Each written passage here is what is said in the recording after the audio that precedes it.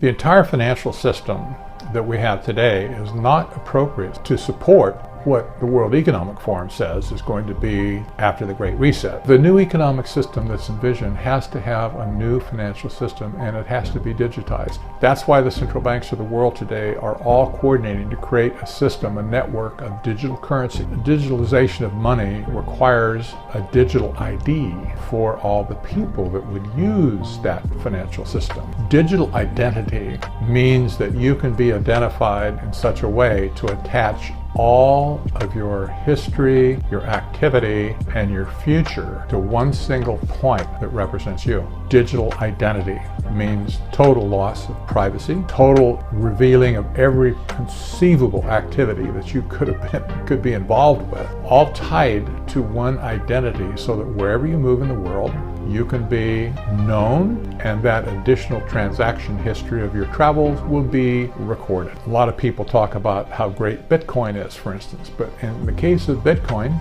you have a blockchain technology that underpins Bitcoin and puts all of the transactions into what they call a blockchain, where there is no transparency either. It just happens to be distributed, but where there's no one central place it's stored, but you can still look into anybody's blockchain and see exactly who did what, when, where, how. The central bank are intending to create a digital currency that will use blockchain to collect with all of the pieces of information in it, but it will be flashed back to a central computer at the central bank, and it will be stored under your digital identity. That will be able to be analyzed using artificial intelligence software where they can predict your behavior, and if they don't like the behavior that's predicted, they can modify your behavior. This is the essence of scientific dictatorship in the end. Whoever controls the data controls the object of the data.